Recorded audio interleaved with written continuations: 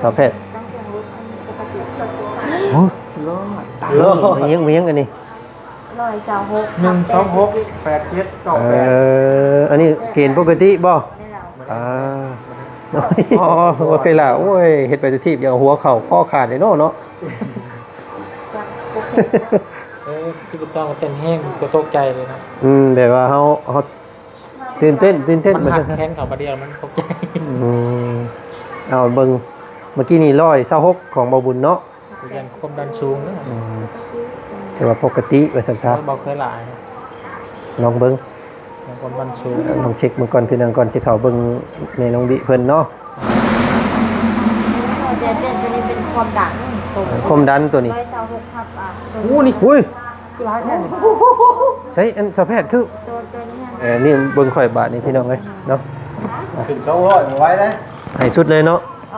เอาแขนลงแขนจอกลงแขนชม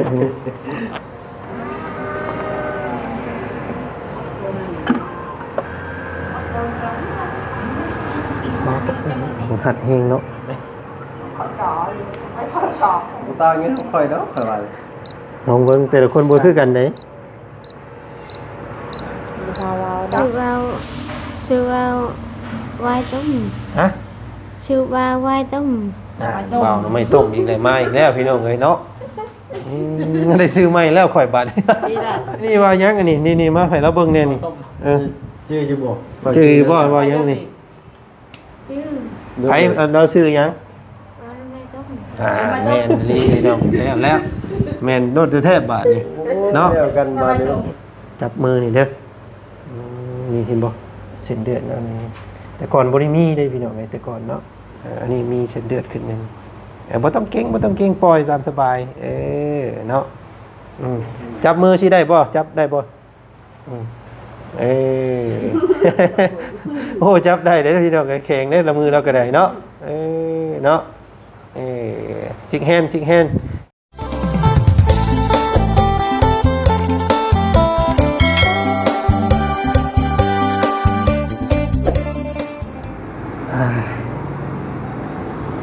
ฝ่าฝนหยุดสงัดนิ่งบาดนี้พี่น้องเลยเนาะมีแต่ลมห่วยโอ้หนาวได้บาดนี้พี่น้องเลยเนาะเดือน11โหลมต้องเดือน12โหลมเต่าแล้วเพิ่นว่าพี่น้องเลย เอาเนาะลัดผ้ามาที่นี่พี่น้องเลยทางสามเคยของพวกเฮาพากันมาก็ติดห้องแพทย์ห้องหมอคือเก่ามื้อนี้พี่น้องเลยเนาะค่ำมืดตื่นตาแบบนี้ก็ยังบ่ได้ทันพากันกับห้องกับซองเทื่อเนาะพากันพี่แหละพี่น้องเลยมาอัปเดตอาการของแม่น้องวิเพิ่นเนาะมื้อเช้านี่ก็เลมโบพี่น้องเลยมากับเมียเนาะแล้วก็อุ้ยเราแข็งแห้งขึ้นหลายเส้นเลือดหูแล้วก็เนาะแพทย์หมอเพิ่นว่าคำบำบัดต่อเนื่องฮอดประมาณจัก 4-5 มื้อนี่มีโอกาสเราสิย่างสิหยังได้ว่าซั่นพี่น้องเอ้ยเนาะเอาก่อนสิเข้าเบิ่งเข้าชมคลิปนี้กับพี่น้องเนาะสามเคยของพวกเฮาเนาะสบายดีเนาะสบายดีพ่อแม่พี่น้องหมู่เพื่อนกันเบิดสู่ขู่สู่คนเด้อพี่น้องเด้อเนาะพบเจอกันอีกคือเก่ามื้อนี้3ก๊ก3เคยน่าแลอุดตรวจอยู่พี่น้องเอ้ยเนาะนี่แหละครับสุดเลยครับยังบ่ทันได้กลับห้องกับซองเนาะพุ่นแหละเดี๋ยวก่อนสิกลับก็หาซื้อกับข้าวกับน้ำเมื่อกินอยู่ห้องคือเก่าพุ่นแหละพี่น้องเอ้ยเนาะจักมื้อเลยก็เฮามานี่พาเรามานับแต่บ่นับมื้อแรกที่ว่าพักกลับเลย4 มื้อนี้4 มื้อเนาะ4 มื้อ5 มื้อได้พี่น้องเอ้ยเนาะที่ว่าพวกเขาได้รับสะพานบุญเนาะจากพ่อจากแม่ใจดีพี่น้องเอ้ยเนาะก็ถือว่าโอ้ยเนาะได้บุญได้กุศลนํกันเนาะบ่สุขสุคนนำผู้เพิ่นบ่ได้ซอยเป็นปัจจัยซอยไลค์ซอยแชร์ซอยคอมเมนต์เนาะคอยซอยเบิ่งซอยส้มก็ขอให้ได้บุญได้กุศลนํกันเด้อพี่น้องเด้อเนาะบุญนี่บ่มีขายในตลาดเพิ่นว่าพี่น้องเอ้ยเนาะบาปบิแบ่งปันกันบ่ได้ไผอยากได้ก็เฮ็ดเอาเด้อว่าซั่นพี่น้องเอ้ยอามิตาพุทธโอ้ยโมเมนต์บ่ได้โอ้ยเนาะเอาพี่น้องเอ้ยก็นี่แหละมื้อนี้ก็พวกเฮาเฮาขึ้นมาจากมื้อเลยนี่วันจันทร์ เช้ามื้อนี้ ซุกเลยมื้อนี้ มื้อ 5 มื้อเลยเด้อพี่น้องเด้อเนาะป๊าดโตกินฮอดปูกินฮอดปลาอยู่ได้พวกเฮาก็ได้เนาะเห็นทางแม่น้องนิวเพิ่นกับแม่น้องเชอ เอาไปสวย ขึ้นหาบขึ้นเนาะ อื โอ้ ม ยตอนเขาอยู่คือบุคคลของโลกเนาะ เฮ็ดใส่เฮาอีหลีนี่พี่น้องเอ้ยเนาะปลาซิวเด้อพี่น้องเอ้ยเนาะ สะออนดีนะ โอ้ยสวยอยู่ปลาซิวปลาหมอเนาะ แล่มเนี่ยสิลง แม่นบ่ น้ำมันนิ่งไปลงแล้ว อย่างใครทว่ามีลุงจอยเนาะป้าเตอร์เพิ่นพี่น้องเอ้ยเนาะลุงจอยแล้วก็มีอ้ายอยู่ข้างหน้าฮะเป็นเอาซอยเนาะบ้านเมืองนั่นแหละพี่น้องเอ้ยผู้ใดเพิ่นกายไปกายมาเนาะแบ่งกันกินพี่น้องเอ้ยเนาะกินปีกายนี่ก็ยังบ่ทันเบิดอยู่ประเด็กเราก็ได้ ไปตู้ย่างอยู่พี่น้อง ตัวพี่น้องเนาะ แห้งร้ายตื่นซ้ำบ่ เฮงมาอีกแล้วปีนี้พี่น้องเอ้ย เอาเนาะพิธีชีวิตพี่น้องเอ้ยเนาะกะมีปล่อยมีกินน้ำมันแหละว่าซั่นซาปูปลาก็ได้เนาะผู้ที่เพิ่นบ่ขาสัตว์ชีวิตก็ขอโทษขออภัยหลายๆพี่น้องเอ้ยนี่ก็เป็นอาหารเนาะอาหาร ธรรมชาติ อืม เอากิน อยู่ให้อยู่หน้าอยู่หัวอยู่สวน พี่น้อง กะ ปลากินปู แม่นเอาเนาะกะพุ่นแหละพี่น้องคำมันยังบ่บ่เบิดขากลับพุ่นแหละจังสิถ่ายทำให้พี่น้องเบิ่งเนาะเอาตอนนี้เฮาพากันเข้าไปเบิ่งแม่น้องบิเพิ่นซะก่อนพี่น้องเป็นจังไดแล้วเนาะไปเข้าเบิ่งเข้าชมพร้อมๆกันเลยกับ3เคยของพวกเฮาพี่น้องเอ้ยไปเนาะ ไปเนาะว้าเนาะวัดคมลันก็ได้บ่นี่ได้บ่วัดพี่บ่ เคยวัดเพื่อน โอ้วัดพี่ได้อพี่น้องเอาพี่น้องเอ้ยเนาะทางเพศหมอสาวหมอเพิ่นว่าเพิ่นสิวัดให้เบิ่งอุณหภูมิพี่ โอ้ใจเราเต้นแห้งเดี๋ยวเบิ่งสิฟัง แม่นบ่ เอาข้าวตังโปแกน ใส่เบิ่งหันเบิ่งเอาเด้อเนาะสุขเช็คสุขภาพก่อนซอยแต่คนอื่นตัวเองลืมเลยพี่น้องลืมเบิ่ง เนาะ เอ้ยมีบ่เป็นว่าเครื่องมันล็อกแล้วแทนออกบ่ได้ ว้าย เ เชิญ ซฟเจ้าบาด อืม คนแรกจัง โอ้มันยังคือใส่ โอ้ใจเราเต้นแห้งนี่นะ โคมดันเด้อพี่น้อง เวลาเรามัวก็เต้นอยู่เด้คือก่อนเนาะ เอาลองรุ่นเบิ่งพี่น้องเนาะอยู่ในเกณฑ์ปกติบ่3เคยของพวกเฮาเนาะหรือว่า โอ้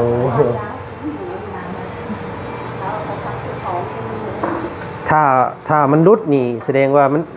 มันเป็นหยังอันแพทย์สาวแพทย์โอ้ รอด มียังอันนี้ 126 8798 อันนี้เกณฑ์ปกติบ่อ่า เป็นเลขเป็นเบอร์ไปเบิดเอาเบิ่งอยู่เบิด3คนนี่แหล้วพี่น้องเอ้ยเนาะเบิ่ง จอนเธอเอาไว้ได้เลยขึ้นไป ก็ไม่หรอก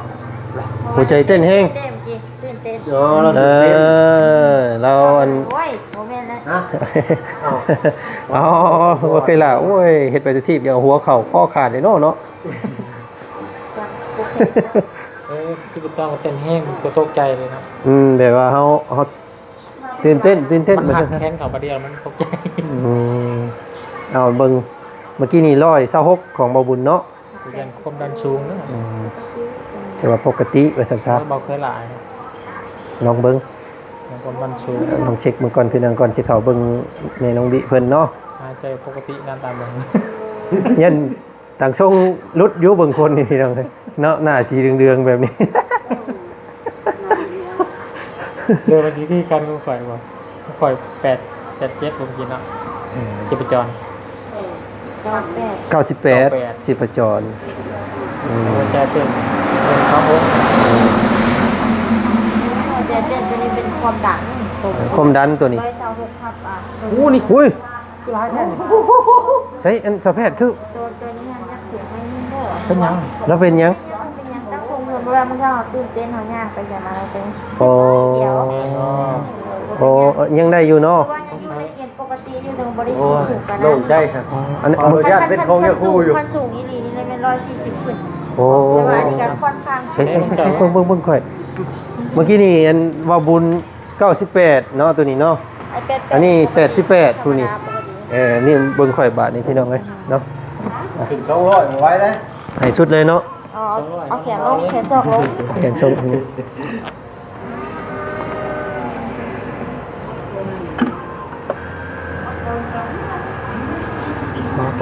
ผมหัดเฮงเนาะ ขอจ่ออยู่ไม่ขอจ่อ บ่ตาเงี้ยค่อยเนาะค่อยว่า ลองเบิ่งแต่ละคนบ่คือกันเด้ มีทาวาวได้ เป็นหมายว่าได้ต้องมาหายใจนะ ดีดีเองดีดี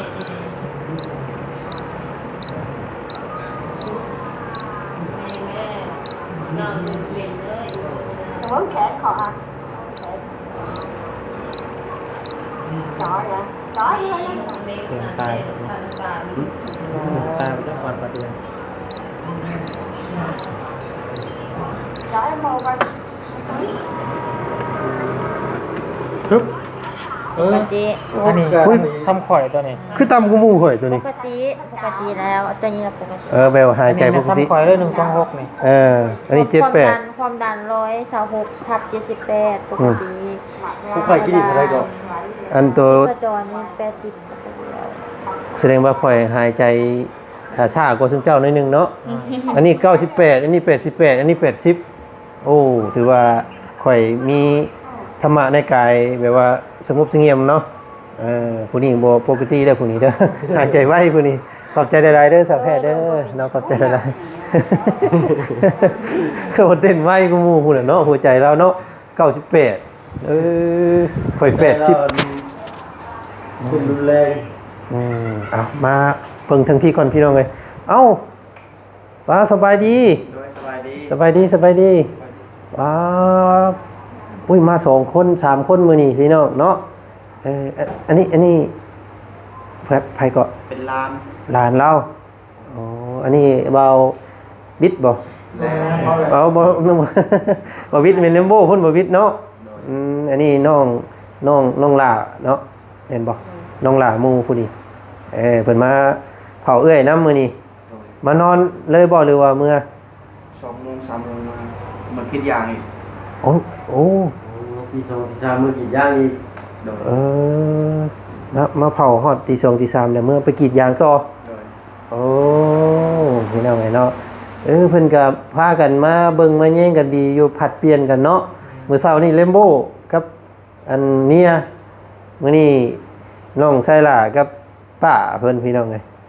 คืองามแท้มื้อนี้เฮ้อเนาะโอ้พี่น้องไงเพิ่นงามได้มื้อนี้เพิ่นใส่เสื้อโอ้ใส่ทรงยีนนึง ชาได้ไหม เนาะโอ้ยแก้มแดงปิ้งๆอยู่พี่น้องไงเนาะให้กลัวดากดิ้งสบายดีแม่น้องวีสบายดีเด้อเนาะเพิ่นนอนแล้วมื้อนี้เพิ่นนอนแล้วเอาบ่เป็นหยังเพิ่นย่านเพิ่นอันเพิ่นบ่ได้เสียบสายหยังบ่โอ้เบิ่งเอาเบิ่งแล้วขออนุญาตเด้อเนาะหนูมื้อสบายดีอยู่เนาะสบายดีเพราะว่าเพื่อบ่ให้เป็นการนั้นเสียบเข้าเสียบออกเพิ่นจะอันติดอันดอดอันนี้ไว้เนาะเวลาเพิ่นใส่หันใส่นี่แล้วเพิ่นเสียบต่อเลยเนาะเจ็บบ่อยู่นี่เจ็บบ่เจ็บเนาะอาบน้ำแล้วบ่มื้อนี้ฮะอาบแล้วบ่มื้อนี้เสร็จ ไข่ เอาเพิ่นเป็นไข่บ่โอ้เสร็จกระโตเอาเนอะแล้วเอาผ้าอันนั้นเสร็จเอาพี่น้องเลย เวียดอุปทานเวียดอยู่บอกไม่อย่าอาบน้ำเลือดมันใครเด้อ เนาะเพิ่นมีไข่นำ เอาแพ้มันเช็ดจะตรงนั้น โอ้เอาเสร็จเอาเนาะถ่ายแล้วบ่มื้อนี้เราถ่ายแล้ว จับโมงทีนึง ออเลมโบอยู่มื้อนี้เนาะ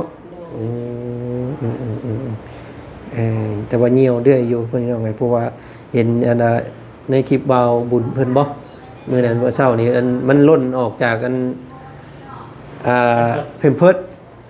นี่ใหญ่อยู่เด้พี่น้องแต่ว่าขาเรามันน้อยเนาะขามันน้อยแต่มันช่วงอันนั้นน่ะมัน หมู่บ่ล้านกัน แม่นมันนั่นว่ามันไหลออกมาเนาะเพราะว่าเราจอย กินข้าวกินหยังเรียบร้อยเพิ่นแล้วบ่ กินแล้ว เอาพี่น้อง กิ เล น ย ข้าวแล้วเขากินยา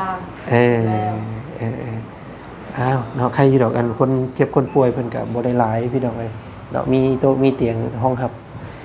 ทางป้าน้องวิเพิ่นแล้วก็ทางน้องชายเพิ่นเนาะมื้อนี้มาเยี่ยมกันหลายคู่หลายคนโอ้เพิ่นก็ฮักแพงกันดีอยู่พี่น้องเอ้ยเพิ่นก็เปลี่ยนกันมาเนาะ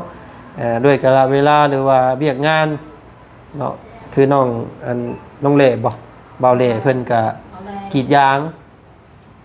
เพิ่นกรีดยางจำเป็นต้องได้กลับเนาะผู้นี้แหละสินักนี่พี่น้องเอ้ยเนาะผู้สาวเพิ่นนี่ เนาะเนาะมักอยู่บ่เสื้อนี่ใส่คักบ่เย็นสบายเนาะ ไม่งาม ฮะ บ่งาม บ่งามบ่ โดย ไก่งามย้อนคนงามย้อนแต่งเด้อ โดย ถ้าบ่แต่งบ่ขีดบ่เขียนมันก็บ่งามแน่คนเว้าเนาะ ก็บ่ได้ซื้ออีหยังมาตอนเพิ่นซ้ำมื้อนี้พี่น้องเห็นทางแพทย์ทางหมอเพิ่นก็ต้อนรับข้าวน้ำเป็นอย่างดีอยู่พวกเฮาก็เลยบ่ได้ค่อยซื้อมาเนาะเอาลงรถมือเอาลงเนาะคำว่าบอกให้เอาขึ้นได้ก็ข้างอยู่หั่นได้พี่น้องเอ้ย เนาะโอ้ยบ่ต้องอันนั้นเนาะเฮ็ดตัวสบายๆโดดหอนนะบ่แล้วหอน ฮ้อนบ่ โดย คิงหอนนะ มีไข่ คืนนี้ก็หอนคืนนี้ เราก็เปิดพัดลมน่ะ ต้องระบายพัดลมน้ำเย็นอากาศมันนั่นเด้ แล้วแม่ เบิ่งบ่เป็นหยังดอกอยู่น้ำเพชรน้ำหมอเพิ่นบ่ย่านพี่น้องไงเนาะเพิ่นเป็นไข้เป็นหยังเพิ่นเอาหืดเอายาให้กินเด้อบ่ต้องห่วงเด้อ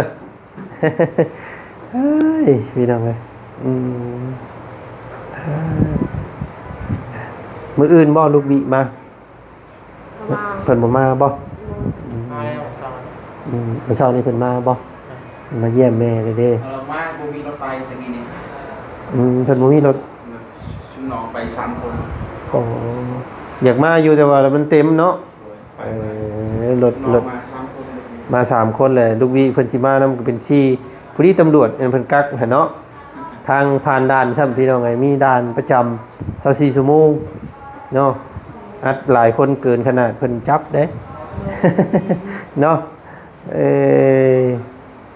เอาแวะมาเยี่ยมมายามก่อนสิกลับห้องพวกเฮาก็ได้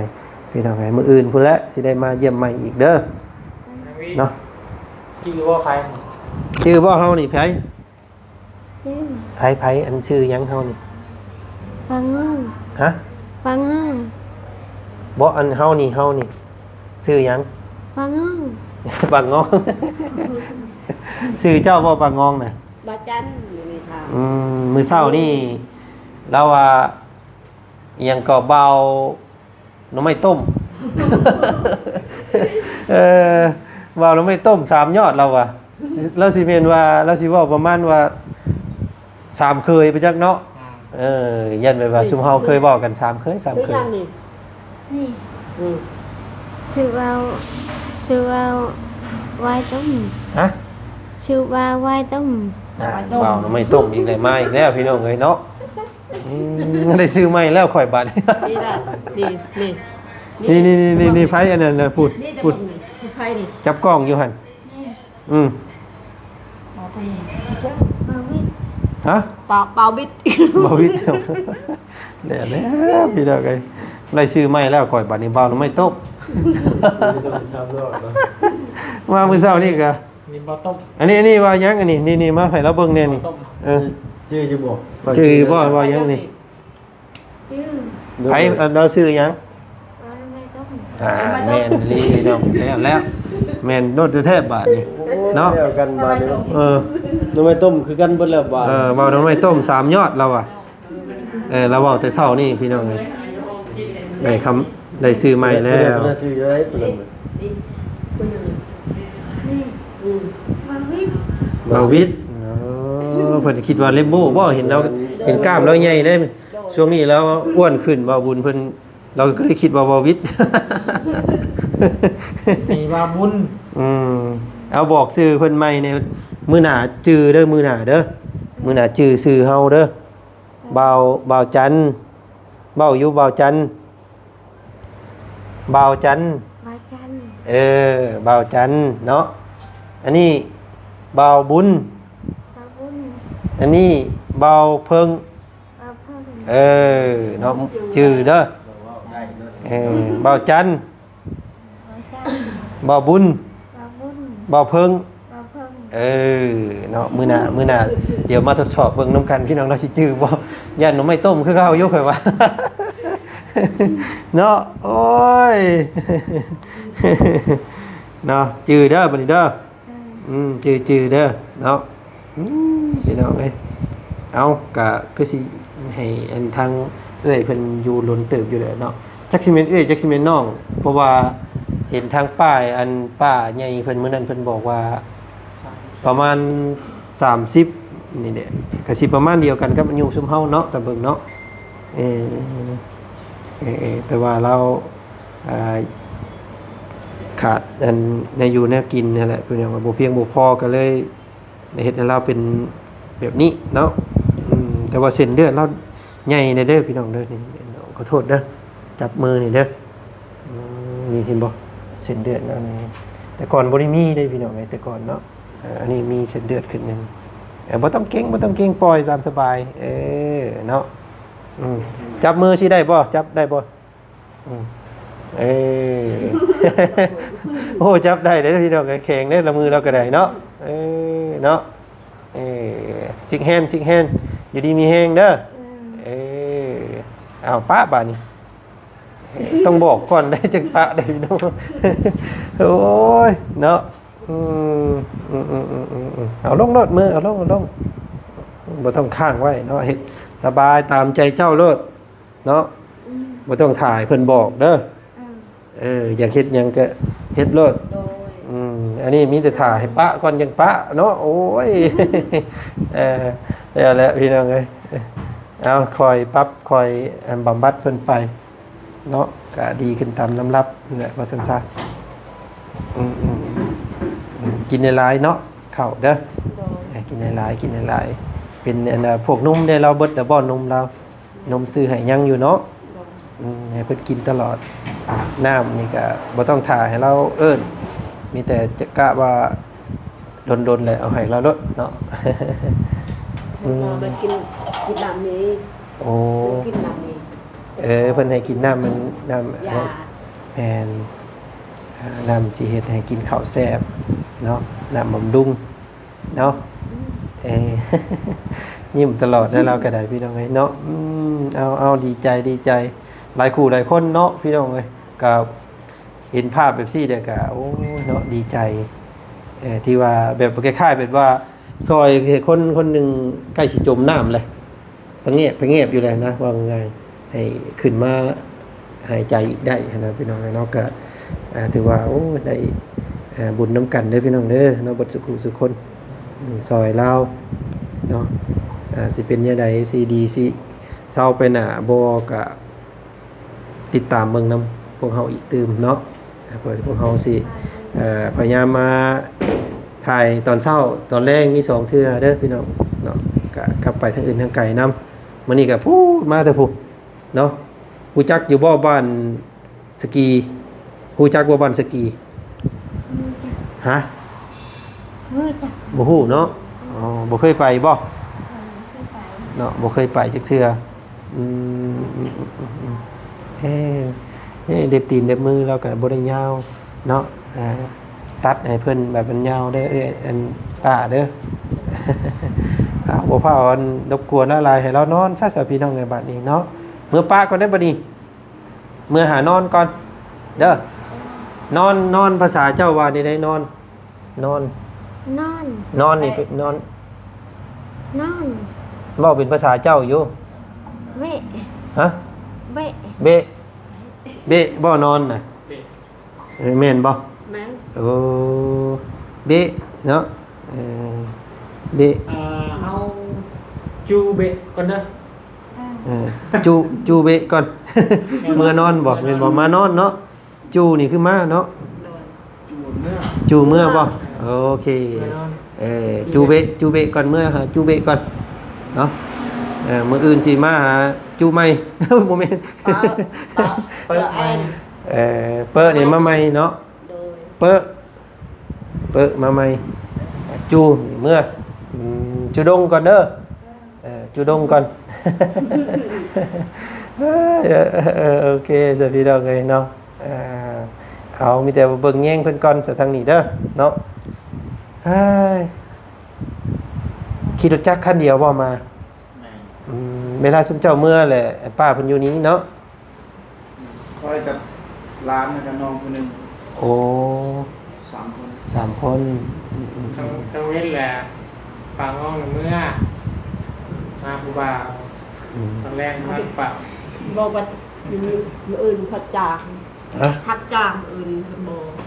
โอ้ ขอมือที่ผู้รับจ้างกันรุ่นก่อนก็ได้ ต้องมีผู้ใดผู้หนึงเนาะผัดเวียนกันอยู่บ่ให้เราอยู่ผู้เดียวเนาะเผื่อเราขี่แล้วเหี่ยวพี่น้องให้สุดเจ้าและเบิ่งก็ได้เนาะมาป้าเนาะมื้อนี้หาผู้บ่าวบ่มื้อนี้มื้อคืน นอน นอนบ่ได้มีผู้บ่าวที่เนาะ โดย ให้เว้าหยอกเราเด้อพี่น้องเอ้ย บาลาห้องออกโอกอยู่ตลาด อืม ห้อง เราห้องหาเจ้าบ่ ห้องวิ อ๋อห้องน้องวี โดย น้องวีเพิ่นอยู่เพื่อนป้าพี่เนาะ ฮะ เหี่ยวออกแล้วเหี่ยวเราเหี่ยวอีกแล้วหั่นเนาะเปลี่ยนโดด ใกล้แล้วนี่เนาะ เราจักเด้อเด้ ยังออกเรื่อเรา อืมบ่ ออกแล้ว เหี่ยวออกแล้ว ฮะ เป็นผล มันบอก คนน้อยเลยเถอะ ยืนมันบอก ของเรา กินเลยเดี๋ยวเอาไปขายนะ อืม โอ้ยเรื่องมาโทรศั ก็ พท์ ยุบ ขอบใจ เอามีแต่เปลี่ยนผ้าพงเพิ่งเพิ่นให้เพิ่นใหม่เด้อทางเฮาอันเมื่อป้าก่อนเดี๋ยวสิมาเยี่ยมใหม่อีกเนาะเมื่อป้าก่อนเด้อสบายดีสบายดีเนาะเอาเดี๋ยวขอบใจเด้อสันเอาโอ้ยเนาะเว้าเองได้เลยเหี่ยวเราก็เว้าได้แล้วบาดนี้ ออกเหี่ยว เหี่ยวออกแล้วเราอ่ะ เขาคิดร้าย กินลายบ่โอ้เนาะดีแล้ว chắc loại cậu mua hiếu khẩu lắm ao rồiขึ้นมาขึ้นเขา อืม ตอนแรกแล้ว เอา9 โมงก็ขึ้นนี่ก็มีข้าวให้กินอีกบ่โอ้ดีแท้พี่น้องเอ้ยเนาะเด้อบอกเพิ่นเด้อหิวข้าวแล้วบอกเด้อหิวข้าวแล้วบอกโดดเด้อ นี่เสียแต่ว่ายังอยู่พี่น้องเอ้ยเนาะ ออก เอาบ่เป็นหยังยาเราเนาะเราเคยแบบนี้แต่โดนนะพี่น้องเอ้ย ก่อนอยู่เพื่อนเราบ่ได้เว้าบ่นี่ แม่นบ่ค่อยเว้าได้เราอยากขี่อย่างเงี้ยวเราเหี่ยวโดดเนาะอันนี้เราบอกอันนี้พี่น้องเอ้ยพัฒนาได้พี่น้องเอ้ยเนาะเราก็ได้คำว่าเวลาเจ้าอยากเหี่ยวเจ้าบอกเด้อเวลาอยากทายก็บอกเด้อเขาอยากทายเลยเขาอยากเหี่ยวเด้เด้อเนาะบอกเด้อ เนาะเอาโอเคดีใจเด้สพี่น้องไอ้มื้อนี้ก็ได้เนาะเราฮู้จักบอกแล้วขี้เหี่ยวก็ได้พี่น้องไอ้เนาะก็เอาจังไดก็ดีอกดีใจแทนผู้ใหญ่ใจดีเบ่ทุกคู่ทุกคนที่สดสวยเพิ่นมาเนาะมื้ออื่นเช้าสิมาเยี่ยมใหม่เด้อโดยขอบใจป้าหลายๆเนาะขอบใจอันเบาแด่เด้อเนาะที่มาอันเบิ่งมาแย่งเนาะอันว่าป้าเพิ่นพี่น้องไอ้เนาะมื้ออื่นสิมาเยี่ยมใหม่เด้อ ไปสิพี่น้องดื่มโทรศัพท์เมื่อกี้นี่โอ้ยอยู่อันนี้พี่เบาบุญเฮาเท่าไปดีเด้อเนาะขอบใจเด้อสะแพทย์เด้อขอบใจหลายๆ ขามาวัดต้มดันขาเมื่อวัดตำนัก เอาตั้งเบิ่งปึ๊บ 26 โอ้เนาะเบิ่งของข่อย68มันหนักตัวนี้น้ำ1 กิโลเนาะ โอ้ยป้าพี่น้องเนาะกะโอ้ยมาดินมาแอนมาเบิ่งมาชมทางครอบครัวของแม่น้องวิเพิ่นเนาะแม่น้องวิกะถือว่าดีขึ้นหลายเด้อพี่น้องเด้อเนาะอยากนักอยากเบาแล้วก็จักบอกแล้วบาดนี้พี่น้องเนาะเอากะให้เพิ่นอยู่กันรักษากันอยู่นี่แหละเนาะพุ่นแหละพี่น้องไงกะ งบก็ยังมีอยู่เนาะมื้ออื่นบ่าวจันทร์สิเป็นผู้จ่ายก็คือขายาให้เนาะเปลี่ยนกันกับบ่าวบุญสารวัตรเฮาพี่น้องเนาะมื้อนี้ไปแล้วเด้อสบายดีสวัสดี